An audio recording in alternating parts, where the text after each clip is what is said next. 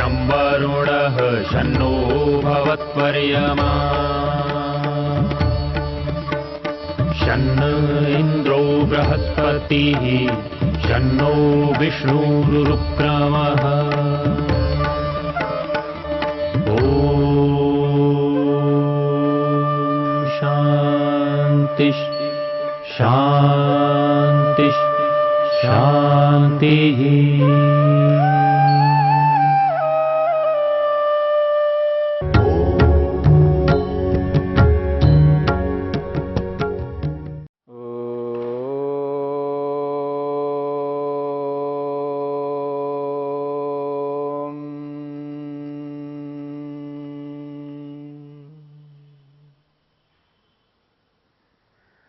साधन पाद के 18वें सूत्र को लेकर के हम विचार कर रहे हैं। महर्षि पतंजलि ने इस सूत्र में दृश्य के स्वरूप को स्पष्ट किया है।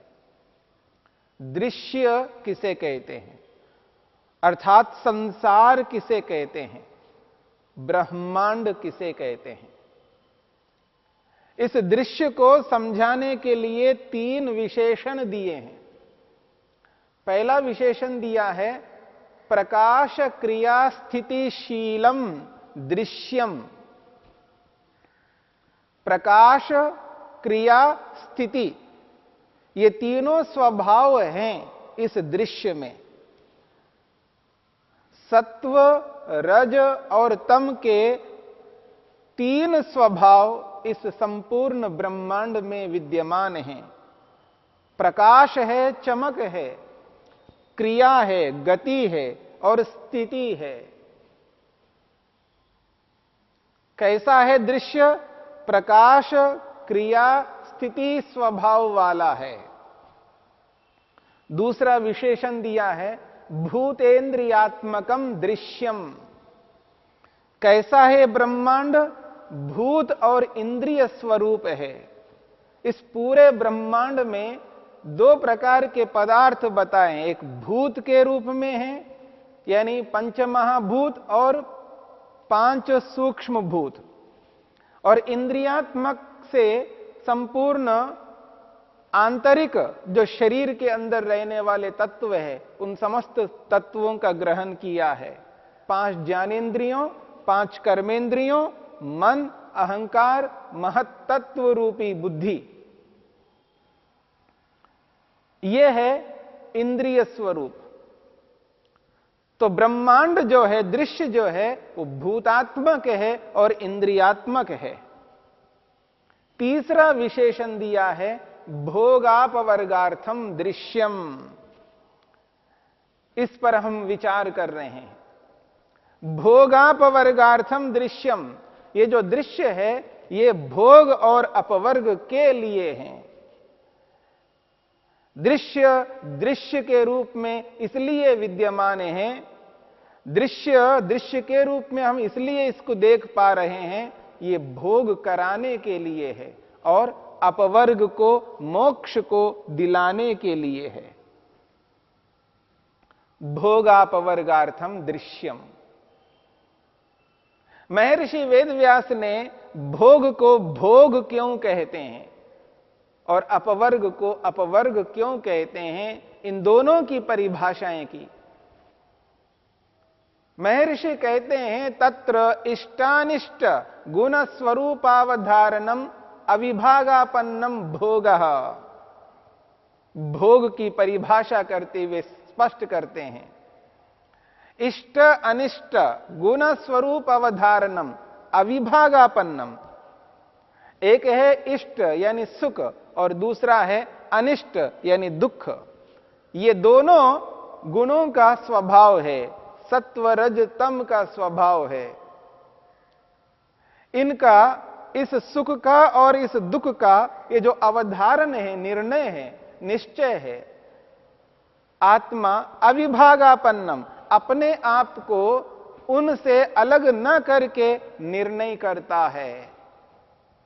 अर्थात रूप, रस, गंध, स्पर्श, शब्द, इनका ज्ञान जब हो रहा होता है तो आत्मा अपने आप को उनसे अलग न करके निश्चय करता है, यानी जड़ और चेतन को अलग न करके जब वो निर्धारण करता है, निर्णय करता है, सुख या दुख लेता है, तो समझ लेना भोग, इसी का नाम भोग है। समाधि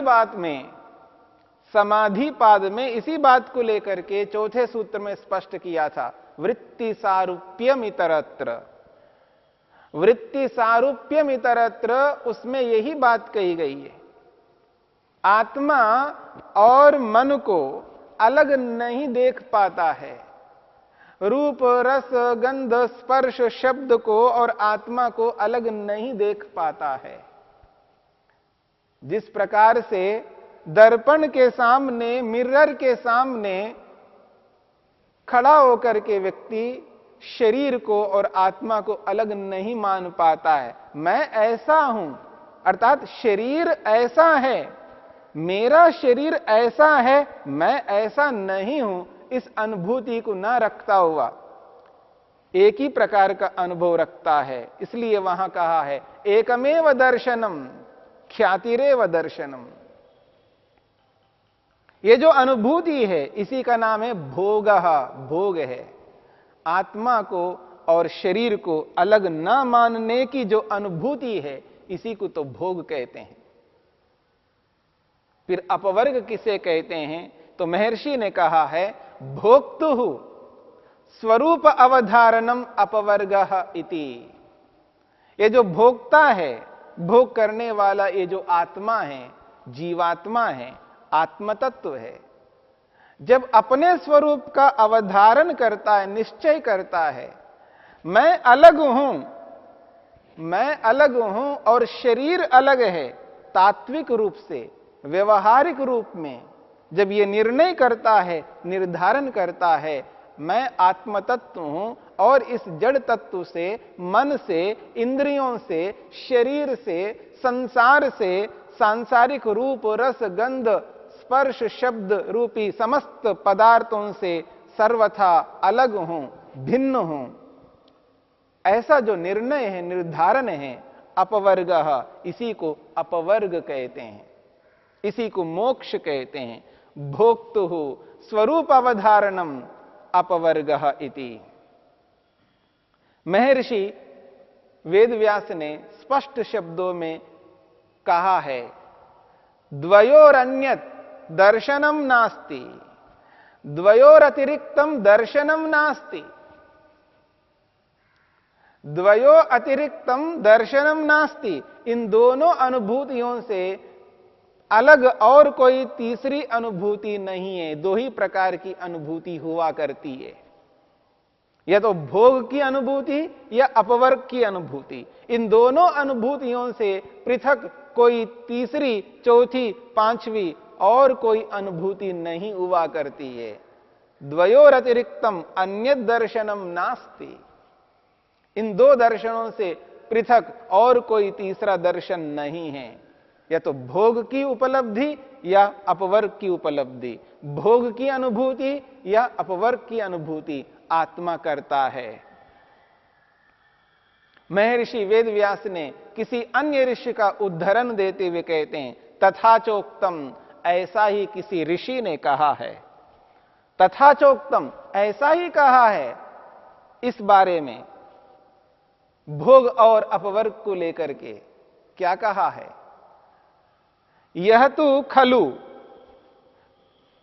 त्रिषु गुणेषु कर्तरीषु अकर्तरी पुरुषे तुल्य अतुल्य जातीये चतुर्थे तत्क्रिया साक्षिणी उपनीयमानान सर्वभावान उपपन्नान अनुपश्यन न दर्शनम अन्यत् शंकते इति। महर्षि वेदव्यास स्पष्ट करते हैं, किसी दूसरे ऋषि का उद्धरण देते हुए कहते हैं यह खलु, जो आत्मा, ऐसा आत्मा जो अविद्या से ग्रस्त है, मोह से ग्रस्त है, राग द्वेष से ग्रस्त है, अभिनिवेश से ग्रस्त है, त्रिषु गुणेषु कर्तृषु, तीन गुण हैं सत्व रज तम। त्रिषु गुणेषु कर्तृषु, जो कि कर्ता है। ये तीनों कर्तृत्व को प्राप्त हो रहे हैं, इन तीनों में क्रियाएं हो रही हैं। त्रिषु गुणेषु कर्तृषु, ये कर्ता हैं, इनमें क्रिया हो रही है। और आत्मा कैसा है? अकर्तरी च पुरुषे, और पुरुष कैसा है? कर्ता नहीं है। पुरुष में किसी भी प्रकार की कोई क्रिया नहीं हो रही है, इसलिए पुरुष के लिए कहा निष्क्रिय पुरुषे, वो निष्क्रिय है, उसमें कोई क्रिया कर्म नहीं होता। हां, सत्वरजतम इन तीनों में कर्म हो रहा है, इसलिए कहा त्रिषु गुणेषु कर्तृषु, ये तो क्रियाशील है। और आत्मा अकर्तरी च पुरुषे, आत्मा में कोई क्रिया नहीं हो रही है। और एक बात कहिए, तुल्य अतुल्य जातीय चतुर्थे, चतुर्थे ये चौथा है। सत्व रज तम ये तीन पदार्थ हैं, और ये चौथा पदार्थ है पुरुष, आत्मा। और यह आत्मा तुल्य जाति वाला भी है और अतुल्य जाति वाला भी है, अर्थात सत्व रज तम के अनुरूप भी है और सत्व रज तम के विपरीत भी है। तुल्य कहते हैं समान, और अतुल्य का अर्थ है विपरीत। तुल्यातुल्य जातीय चतुर्थे, सत्व रज तम के अनुरूप भी है, उसके समान भी है। क्या है समानता? वो भी तत्व है, ये भी तत्व हैं, उनकी भी सत्ता है और पुरुष की भी सत्ता है। तत्व के रूप में, सत्ता के रूप में, चारों में समानता है, इसलिए तुल्य जाति ये है, समान जाति वाला ये पुरुष है। और अतुल्य जाति यह है कि आत्मा पुरुष चेतन है और ये तीनों गुण जड़ हैं। आत्मा चेतन है, ये तीनों जड़ हैं, ये अतुल्य जाति है, असमानता है। ये चेतन है, वो जड़ हैं, इसलिए कहा जा रहा है तुल्यातुल्य जातीय चतुर्थे तत्क्रिया साक्षिणी। उन तीनों गुणों में होने वाली जो क्रियाएं हैं, उन तीनों गुणों में होने वाली जो क्रियाएं हैं, उनको साक्षी भाव से देखता है। शरीर में होने वाली क्रिया को, शरीर से बाहर होने वाली क्रियाओं को दृष्टा भाव से, साक्षी भाव से ये जीवात्मा देखता है, उसमें किसी प्रकार की कोई क्रिया नहीं होती है, इसलिए वो निष्क्रिय है। तत्क्रिया साक्षिणी, उनमें होने वाली क्रियाओं को देखने वाला साक्षी पुरुष। उपनीयमानान सर्वान भावान, उपनीयमानान सर्वभावान उपपन्नान, मन के द्वारा समस्त रूप रस गंध आदि पदार्थों को लाए जाते हैं, उनकी अनुभूतियों को मन के माध्यम से लाया जाता है। आत्मा कुछ नहीं करता, आत्मा तो दृष्टा भाव से रहता है, केवल दृष्टा बन करके देख रहा होता है। कर्म तो मन करता है, अहंकार करता है, महतत्व रूपी बुद्धि करता है, ज्ञानेन्द्रियां, कर्मेंद्रियां, शरीर, इन सब में क्रिया हो रही होती है। पर आत्मा तो निष्क्रिय है, शांत रहता हुआ दृष्टा भाव से इन सब को देखता है। इसलिए कहा जा रहा है उपनीयमानान सर्वभावान उपपन्नान, जो मन के द्वारा रूप रस गंध स्पर्श शब्द की अनुभूतियों को जो लाया जा रहा है, जो आत्मा के समक्ष उपपन्न है, उपस्थित है, उन सभी भावों को अनुपश्यन देखता हुआ ये आत्मा न दर्शनम अन्यत शंकते, अन्यत दर्शनम न शंकते, इस अनुभूति के अतिरिक्त और भी कोई अनुभूति होती है, इसकी कल्पना नहीं कर पाता है। बहुत बड़ी बात कही जा रही है। भोगी व्यक्ति, सांसारिक व्यक्ति एक ही प्रकार का दर्शन करता है, एक ही प्रकार की अनुभूति करता है। उस अनुभूति को यहां पर भोग शब्द से कहा है। जब मन के माध्यम से रूप का अनुभव करता है, उस रूप को और स्वयं को अलग नहीं मान पाता है। एकमेव दर्शनम ख्यातिरेव दर्शनम, वहां एक ही दर्शन, एक ही ज्ञान होता है। यही अनुभूति भोग कहलाती है। इस अनुभूति का नाम भोग है, क्योंकि आत्मा को और उस जड़ को, उस रूप को अलग नहीं कर पाता। और जो भी मन रूप, रस, गंध, स्पर्श, शब्द की अनुभूतियों को ला रहा होता है, मन के अंदर वो सब विद्यमान होते हैं। रूप, रस, गंध, स्पर्श, शब्द, वो सब के सब मन के अंदर विद्यमान हैं। और आत्मा दृष्टा भाव से मन में आने वाली उन समस्त अनुभूतियों को देख रहा होता है, जान रहा होता है, दूर से ही अनुभव कर रहा होता है। यही तो भोग है। ऐसी स्थिति में मनुष्य न दर्शनम अन्यत शंकते, अन्य दर्शन की शंका तक नहीं करता। इसके अतिरिक्त भी कोई और दर्शन है, उसकी संभावना भी नहीं कर पाता है, क्योंकि मूर्खता, अविद्या उसके अंदर विद्यमान है। उस मूर्खता, अविद्या के कारण से एक ही प्रकार का बोध करता है। उसी बोध को यहां पर भोग शब्द से स्पष्ट किया है। ये जो भोग है, जब तक ये भोग बना रहेगा, तब तक व्यक्ति बार बार जन्म मरण के इस चक्र में निरंतर आता रहेगा। और इस दृश्य का जो प्रयोजन है, वो भोग और अपवर्ग है। इसलिए कहा भोगापवर्गार्थम दृश्यम। यह दृश्य भोग और अपवर्ग के लिए है। और हम लोग केवल भोग को ही सामने रख करके चलते हैं, अपवर्ग को सामने नहीं रखते हैं। भोग की ही अनुभूति करते हैं, पर अपवर्ग की अनुभूति नहीं करते हैं। यही हमारी सबसे बड़ी कमी है, कमजोरी है, त्रुटि है, दोष है। और सूत्रों को व्याख्या करके महर्षि वेदव्यास ने स्पष्ट किया है। इसलिए इस बात को समझने की चेष्टा करनी है। जब तक हम योग को अपनाएंगे नहीं, तब तक हमें ये अनुभव नहीं हो पाएगा कि मोक्ष क्या है, अपवर्ग क्या है। दृश्य के इन दो प्रयोजनों को सामने रख करके हमें चलना है। भोग और अपवर्ग को समझना है, और समझ करके इन दोनों प्रयोजनों को पूर्ण करना ही मनुष्य का उद्देश्य है।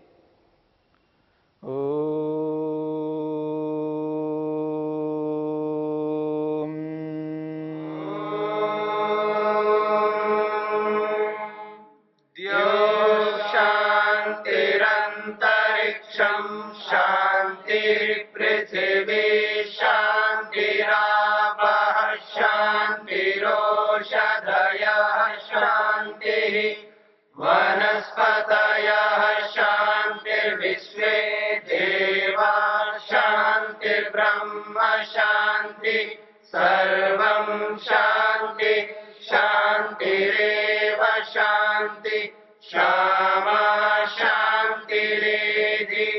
ओम शांति शांति शांति।